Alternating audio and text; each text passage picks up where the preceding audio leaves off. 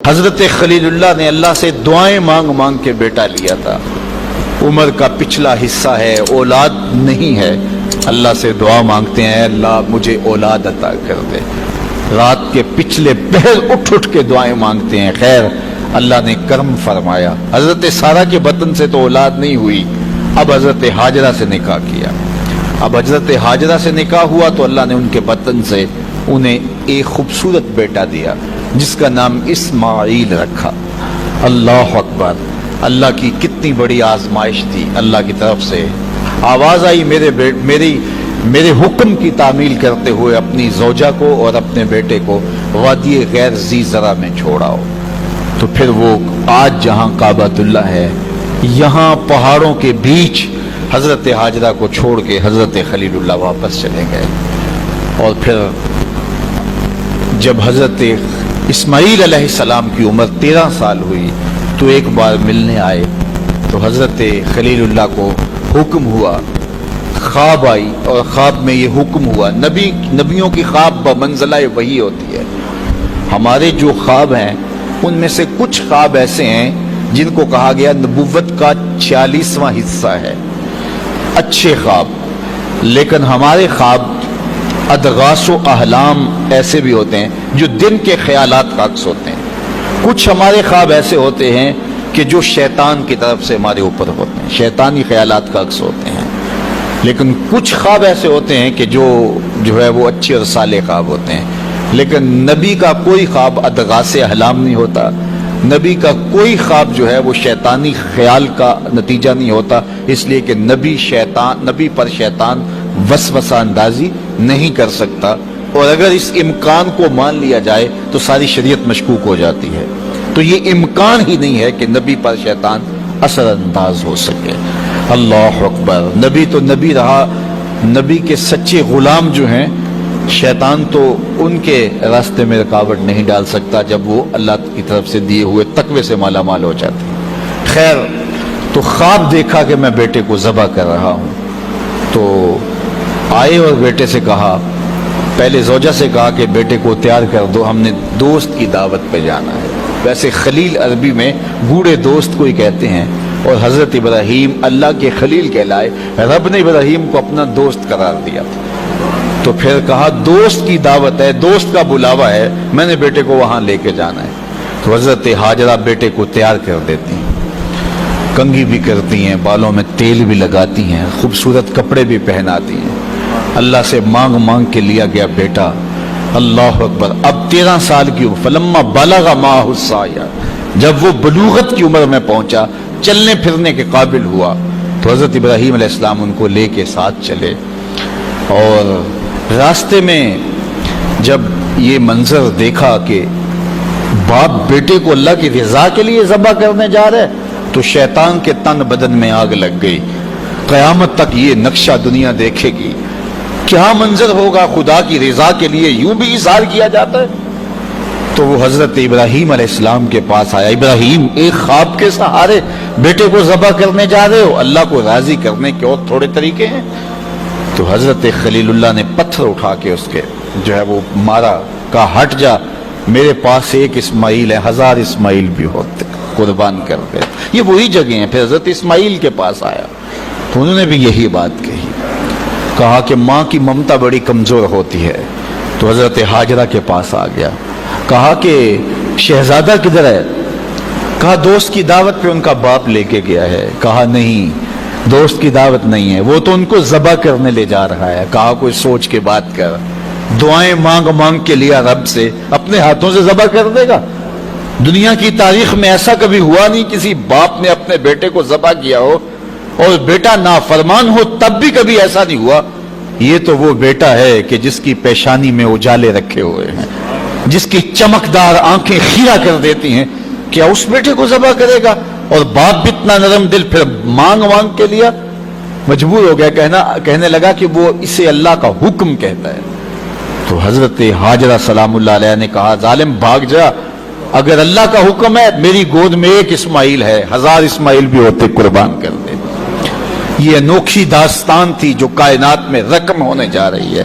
یہ کوئی افسانہ نہیں ہے، یہ امر واقعیہ ہے، یہ ہونے والی داستان ہے. جس کی یادیں پورے عالم میں بکھری ہیں. کائنات میں ایسا انوکھا واقعہ ہے، ایسا البیلا واقعہ زمانے میں نہیں دیکھا ہوگا جو یہ واقعہ رقم ہونے جا رہا ہے. حضرت اسماعیل 13 سال کی عمر اور حضرت ابراہیم اپنے بیٹے کو ساتھ لیے جا رہے ہیں. راستے میں میٹھی میٹھی باتیں بھی ہو رہی ہیں. جب منا کی اس وادی میں پہنچے، آج حاجی جو ہے جب وہ رمی جمار کرتا ہے تو وہ کہتا مجھے فون پہ بتا دو کہ میرا جانور ذبح ہو گیا کہ نہیں ہو گیا. اس میں اتنی ہمت نہیں ہوتی کہ اس قربان گاہ پہ چل کے جائے. وہ کہتا ہے تھکن سے چور ہوں. اللہ اکبر، حاجی تجھ سے تو چل کے جایا نہیں جاتا اور شریعت نے تجھے سہولت بھی دے دی، کوئی ضروری نہیں ہے کہ تو وہاں جائے. لیکن ذرا دیکھ وہ منظر کتنا دل آویز تھا. اگر حاجی کو کہا جاتا کہ بیٹا بھی ساتھ لے جانا ہے اور وہاں بیٹے کو ذبح نہیں کرنا، صرف گردن پہ چھری ہی رکھنی ہے، تو کلیجے کانپ جاتے. اللہ اکبر، رسم بھی ادا نہ ہو پاتی. لیکن یہاں ایک انوکھا واقعہ عملاً روح پذیر ہوا. فلما بلغ ماہ السعی، جب وہاں پہنچے تو کہا یا بنیا، اے میرے بیٹے. اللہ کتنا میٹھا اور دلاویز انداز تھا. اے میرے بیٹے، یا بنیا، یا بنی نہیں کہا، میرے بیٹے نہیں کہا، بیٹے نہیں کہا، یا بنیا، اے میرے بیٹے. اس میں اپنائیت کا جمال دیکھیے اور ٹپکتا ہوا شہد دیکھیے پیار کا. اے میرے بیٹے، میں نے خواب دیکھا ہے، انی اذبحک فانظر ماذا تری، کہ میں تمہیں ذبح کر رہا ہوں. فانظر ماذا تری، اب تو بتا تیری رائے کیا ہے. باپ نہ بتاتا ذبح کر لیتا، لیکن نے بیٹے کو شامل کیا. بتانا، میں نے یہ خواب دیکھا ہے اور نبی کا خواب بمنزلہ وحی ہے. اب تو بتا تیری رائے کیا ہے، مجھے بتائیے. باپ بیٹے کو کہے کہ میں تجھے ذبح کرنا چاہتا ہوں. اللہ اکبر. باپ اپنی مرضی سے بعض اوقات کسی بیٹے کی کسی خدمت کی وجہ سے اس کو تھوڑا سا زیادہ دے دے، یا اس سے شفقت کا رخ زیادہ ہو، یا اس کو کچھ ترجیح دے دے، تو دوسرے بیٹے ناراض ہو جاتے ہیں اور باپ کے خلاف جا کے اپنے چچاؤں سے اور دوسرے رشتہ داروں سے بات کرتے ہیں کہ ہمارا باپ ظالم ہو گیا ہے. یار اس کا روح سخن تھوڑا سا دوسرے بیٹے کی طرف ہوا تو جا کے شور کر دیا اولاد نے کہ میرا باپ ظالم ہو گیا ہے. لیکن ذرا یہاں کہانی دیکھیے باپ کیا بول رہا ہے.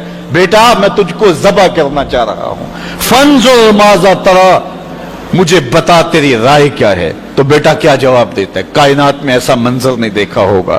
بیٹا خاموش ہو جاتا، سر جھکا لیتا. یہ بھی بڑی بات تھی، امتثال امر تھا. بیٹا کہتا جی جس طرح آپ نے دیکھا میں تو کچھ نہیں کہہ سکتا. یہ بھی امتثال امر تھا. بیٹا کہتا ٹھیک ہے آپ کر لیجیے جو آپ نے کرنا ہے.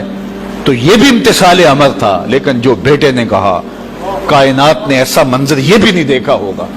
بیٹے نے یہ نہیں کہا ہاں کر لیجئے، بیٹے نے یہ نہیں کہا کہ خاموشی اختیار کر لی، گردن جھکا لی. ذرا دیکھیے، بیٹے نے کہا یا آباتے. باپ نے کہا تھا نا یا بنیا، اے میرے بچے، اے میرے بیٹے. تو جب یہ بات سن لی کہ میں تجھے ذبح کرنا چاہتا ہوں تو بیٹے کا لہجہ تبدیل نہیں ہوا. اللہ اکبر. آج بیٹا ہو تو کہے باپ ہو سفاک ہو، لیکن اس کے باوجود لہجہ کہ یا آباتے، اے میرے ابو. ذرا اس سے شہد ٹپکتا ہوا دیکھیے اور اس سے خدمت گاری کا جذبہ دیکھیے. یا آباتے، اے میرے ابو. آگے کیا ہے؟ یا آبات فعل ما تؤمر، ابو ذبح کیا ہے، جو بھی کرنا ہے کرو. یا آبات ذبح نہیں کہا، اے ابو ذبح کر دیجئے. ذبح کا جواب ذبح میں دیا جاتا نا، لیکن بیٹا 2 قدم آگے بڑھ گیا. یا آبات فعل ما تؤمر، ابو ذبح کیا ہے، جو بھی کرنا ہے کیجئے. باقی رہی بات میری، یہ کام آسان تو نہیں کہ گردن پہ چھری چلے اور میں تڑپوں نہ، لیکن اللہ کی مدد ہو تو یہ مشکل بھی دی ستاجدونی انشاءاللہ من الصابرین. آپ دیکھیں گے رب نے چاہا تو صبر کر کے دکھاؤں گا، تڑپوں گا بھی نہیں. باپ رسی بھی ساتھ لے گیا تھا، چھری بھی ساتھ لے گیا تھا. چھری نکالی. یہ کوئی قصہ نہیں، یہ کوئی افسانہ نہیں ہے، یہ حقیقت اور امر واقعیہ ہے. چشم فلک نے پہلی مرتبہ یہ منظر دیکھا. آج حوریں بھی دیکھ رہی تھی، غلمان اور رضوان بھی دیکھ رہے تھے، فرشتے بھی جھک جھک کے دیکھ رہے تھے. مالک قیامت آنے والی ہے. کہا تمہیں بتانا چاہتا ہوں، تم کہتے تھے انسان کو خلیفہ بنا رہے، سجدے تو ہم کرتے ہیں، عبادتیں تو ہم کرتے ہیں، یہ تو لڑائی کرے گا، دھینگا مشتی کرے گا. اب دیکھو میرے بندے کی ادا کو، میرے بندے کی اطاعت اور فرما برداری کے رنگ بھی دیکھو. اللہ اکبر. باپ نے بیٹے کو لٹایا، رسیوں سے بدن جکڑ لیا. ہاتھ میں چھری پکڑی ہے. اللہ اکبر. حضرت اسماعیل کو لٹایا. قرآن نے وہ باقاعدہ منظر نکاری کی ہے. فلما اسلما وتلہ للجبین. جب دونوں راضی ہو گئے. کس بات پہ راضی ہو گئے؟ کہ فلاں نمبر کی گاڑی خرید لیں, فلاں کوٹھی اور فلاں بنگلہ خرید لیں. نہیں, دونوں راضی ہو گئے. باپ ذبح کرنے پہ راضی ہو گیا اور بیٹا ذبح ہونے پہ راضی ہو گیا. اسلام اسے کہتے ہیں فلما اسلما. یہاں لفظ جب دونوں نے رضا کر لی, طے کر لیا, دونوں نے سر چکا لیا. الاسلام گردن نہادن. اسلام کا معنی گردن رکھ دینا. تو دونوں نے جب گردنیں رکھ دی اللہ کے حکم پر, باپ ذبح کرنے پہ تیار ہو گیا اور بیٹا ذبح ہونے پہ تیار ہو گیا. سینے میں دل رکھنے والے ہو, بیٹے کا ذبح کے لیے تیار ہو جانا چھوٹی بات نہیں تھی, لیکن باپ کا اپنے ہاتھوں سے بیٹے کو ذبح کرنا یہ اس سے بھی بڑی بات تھی. یہ تماشائے لبے بام نہیں تھا. لیکن آج زمانہ اس منظر کو دیکھ رہا ہے. منا کے سیاہ پہاڑوں میں یہ کہانی رقم ہونے جا رہی ہے. باپ نے ہاتھ میں چھری پکڑی اور بیٹے کو لٹایا. قرآن بتاتا ہے فلما اسلما, جب دونوں راضی ہو گئے, وتلہ للجبین, اور باپ نے بیٹے کو پیشانی کے بل لٹایا. اس پر مفسرین نے دو باتیں کی ہیں. للجبین کا معنی کیا ہے کہ پیشانی کے بل لٹایا, پیچھے سے ذبح کرنا چاہ رہے تھے. اور دوسرا یہ ہے کہ جس طرح جانور کو ذبح کیا جاتا ہے تو اس کی گردن کو بل دے کر کے ماتھا زمین پہ لگایا جاتا ہے کہ رگیں تن جائیں اور گردن کھل جائے تاکہ ذبح کرنے میں آسانی ہو. تو کہا کہ گردن کو جو ہے وہ کشادہ کرنے کے لیے آپ کا نازک گلا گھما کر کے پیشانی پہاڑ پتھر کے ساتھ لگائی اور رگیں تن گئی. پورا بدن جکڑا تھا رسیوں سے, اور حضرت ابراہیم نے خود بھی پٹی باندھی تھی کہ یہ منظر اتنا آسان تو نہیں ہے. اللہ اکبر. اچانک حضرت اسماعیل نے کہا ابا جان میری رسیاں کھول دو. بیٹا کیا ہوا؟ کہا کھول دو رسیاں. بیٹا ابھی تو کہہ رہے تھے یا ابا تفعل ما تؤمر, جو کرنا ہے کیجئے, اب کیا بول رہے ہو؟ کہا کل کا مورخ لکھے گا باپ ذبح کرنا چاہتا تھا, بیٹا ذبح ہونا نہیں چاہتا تھا. باپ نے باندھ کے کیا ہے, کھول دو رسیاں, نہیں تڑپوں گا. رسیاں کھول دی گئیں. حضرت ابراہیم نے ہاتھ میں چھری پکڑی ہے لیکن پٹی برابر بندھی ہے. بیٹے فلما اسلما وتلہ للجبین. اللہ اکبر. تو پوری قوت کے ساتھ چھری کو نازک ریشم جیسی گردن پہ رکھا. ابراہیم تیرے حوصلے پہ قربان, اسماعیل تیری فرما برداری پہ قربان. اقبال بولے یہ فیضان نظر تھا یا کہ مکتب کی کرامت تھی, سکھائے کس نے اسماعیل کو آداب فرزند. بیٹا لیٹا ہے, رسیاں بھی کھلی ہیں, تڑپتا بھی نہیں ہے, آہو فغاں بھی نہیں کرتا, آنکھوں میں آنسو بھی نہیں ہے. باپ نے ہاتھ میں چھری پکڑی ہے, بیٹے کی نازک ریشم جیسی گردن پہ رکھی اور پوری قوت سے چھری کو دبا دیا. لیکن ہوا کیا کہ ایک بال بھی نہیں کٹا. چھری کو پاس پڑے پتھر پہ مارا, لکڑی پڑی تھی, پتھر پڑا تھا, مارا, وہ کٹ گیا. لما تقطع یا سکین, اے سکین ہے چھری تو کیوں نہیں کاٹتی. اللہ اکبر. چھری نے زبان حال سے آواز دی ابراہیم الخلیل یامرنی والجلیل ینہانی. خلیل مجھے ایک بار کاٹنے کا کہتا ہے, وہ خلیل, وہ کبیر, وہ رب, وہ جلیل 70 بار کہتا ہے, خبردار ایک بال بھی کاٹا. کہا تیرا کام تو کاٹنا تھا. چھری بولی آگ کا کام بھی تو جلانا تھا. جس نے آگ کو جلانے سے روکا آج اس نے مجھے کاٹنے سے روک دیا. سمجھے اس سے یہ بھی تو نتیجہ نکل سکتا ہے چلو جان چھوٹی, میرا قصور تو نہیں تھا, لیکن اللہ کے حکم کو پورا کرنے کا جذبہ تھا. پتہ نہیں دل میں کیا بات آ گئی کہ چھری کو روک دیا گیا. پھر استغفار پڑا اور چھری تیز کی اور گردن پہ رکھ کے پورا زور لگا دیا. گردن کٹ گئی, خون بہنے لگا. خوش ہو گئے کہ بڑا کام تھا کر گزرا. جلدی جلدی پٹی کھولی تو دیکھا ذبح ہونے والا بیٹا نہیں دمبا تھا. اللہ اکبر. دمبا پڑا تھا اور بیٹا پاس کھڑا مسکرا رہا تھا. تو حضرت خلیل کی زبان سے بے ساختہ نکلا اللہ اکبر. تو حضرت اسماعیل بولے لا الہ الا اللہ واللہ اکبر. پاس جبریل کھڑے تھے, کہا اللہ اکبر وللہ الحمد. آواز آئی فلما اسلما وتلہ للجبین ونادیناہ ان یا ابراہیم قد صدقت الرؤیا انا کذالک نجزی المحسنین. آواز آئی ابراہیم تو نے واقعی خواب پورا کر دکھایا. تو نے تو اپنے گمان میں بیٹے کی گردن پہ چھری چلائی, لیکن یہ ہم نے اس وقفے میں دمبا رکھ دیا. تم نے واقعی خواب پورا کر دکھا. وفدیناہ بذبح عظیم. ہم نے ان کے جو ہے بدلے میں ایک دمبا دے دیا اور ہم نے اس کو پچھلوں کے لیے سنت رکھ دیا۔